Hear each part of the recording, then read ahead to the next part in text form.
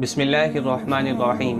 अस्सलामु अलैकुम वरहमतुल्लाहि वबरकातुहू। दोस्तों, हज़रत अब्दुल्ला बिन उमर रज़ी अल्लाहु अन्हु से रिवायत है। वो फरमाते हैं कि रसूलुल्लाह सल्लल्लाहु अलैहि वसल्लम को मैंने फरमाते हुए सुना कि एक सीधा सच्चा मोमिन एक ऐसे मोमिन से जो बहुत बड़ा इबादत गुजार है, रात को अल्लाह की आयतें पढ़ पढ़ कर क़याम करता है, दिन में रोज़े रखता है, वो पहला वाला मोमिन इस दूसरे इबादत गुजार मोमिन से अपनी अच्छी आदत की वजह से और अपने अच्छे अखलाक की वजह से आगे निकल जाता है।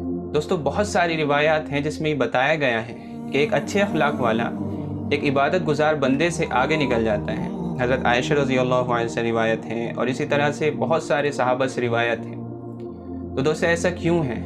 ऐसा इसलिए है कि इबादत जिस लिए बनाई है अल्लाह ताला ने, इबादत जिस लिए हमें हुक्म दिया है इबादत का, वो इसलिए दिया है कि हमारा ताल्लुक़ अल्लाह से अच्छा बन जाए।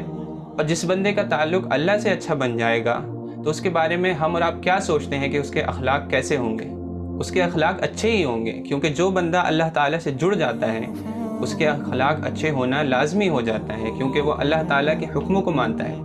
अल्लाह ताला हमेशा अच्छी बातों का हुक्म देता है। तो दोस्तों, इबादत है अल्लाह से जोड़ने के लिए, और फिर जो बंदा अल्लाह से जुड़ जाता है वो अच्छे अखलाक वाला खुद ब खुद बन जाता है। लेकिन दूसरा बंदा जो इसमें बताया गया है इबादत गुजार, वो ऐसे बंदों को बताया गया है कि जो इबादत तो बहुत करते हैं, दिन भर रोज़े रखते हैं और रात को क़याम करते हैं, नफली मुस्तहब इबादत बहुत करते हैं, लेकिन अखलाक में इतने अच्छे नहीं होते। और यहाँ जो दूसरा बंदा पहला मोमिन बताया गया है कि वो अच्छे अखलाक वाला है, इसका मतलब ये नहीं कि वो इबादत नहीं करता है, वो इतनी इबादत नहीं करता है, फ़र्ज़ इबादत करता है, लेकिन अखलाक उसके अच्छे हैं। तो इसकी वजह सिर्फ ये है दोस्तों कि वो जो कम इबादत करके भी अपने अखलाक को अच्छा करा हुआ है, क्योंकि उसका अपने रब से ताल्लुक़ कम इबादत के बावजूद, यानी सिर्फ फ़र्ज़ इबादत के बावजूद भी बहुत अच्छा है, और इसी वजह से उसके अखलाक अच्छे हैं। लेकिन दूसरा वाला बंदा जो है, दूसरा वाला मोमिन बंदा जो है, जैसे आजकल बहुत से लोग हैं और पहले भी रहे हैं कि इबादत बहुत करते हैं लेकिन अखलाक घर में अच्छे नहीं होते हैं, जो दूसरों के साथ अच्छे से पेश नहीं आते हैं, तो फिर उनकी इबादत का जो रिज़ल्ट निकलना चाहिए था वो नहीं निकल रहा है। इसका मतलब क्या है कि इबादत में ही उनकी कुछ कमी है,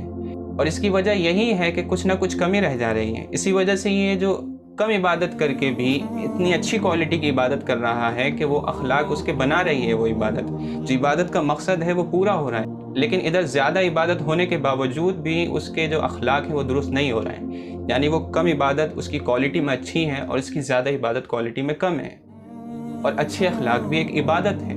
तो दोस्तों, इसका मतलब सिर्फ़ और सिर्फ ये है कि इबादत का जब तक मकसद पूरा नहीं करें, फिर चाहे हम रात भर क़याम करें, दिन भर रोज़े रखें, लेकिन जब तक जो उसका नतीजा निकलना चाहिए था वो नहीं निकल रहा है, तो इसका मतलब सिर्फ़ और सिर्फ ये है कि हमारी ढेर सारी इबादत भी उस दूसरे बंदे की कम इबादत के मुकाबले में बिल्कुल हल्की है। इसीलिए ये बंदा पहले वाला मोमिन इस दूसरे मोमिन से आगे निकल जाता है। इसीलिए दोस्तों, अगर हम और आप बहुत ज़्यादा इबादत का शौक़ रखते हैं तो हमें सबसे ज़्यादा शौक़ ये रखना चाहिए कि हमारे इबादत का नतीजा निकले। अगर हमारी इबादत के बावजूद हमारा कोई नतीजा नहीं निकल रहा है, हमारे अखलाक में कोई बदलाव नहीं आ रहा है, तो इसका मतलब सीधा ये है कि हमारी इबादत में कोई कमी है, हम उसको दुरुस्त करें। अल्लाह ताला से दुआ है कि वो हम सबको इन सब बातों पर अमल की तौफ़ीक़ अता फ़रमाए। अस्सलामु अलैकुम व रहमतुल्लाहि व बरकातुहू।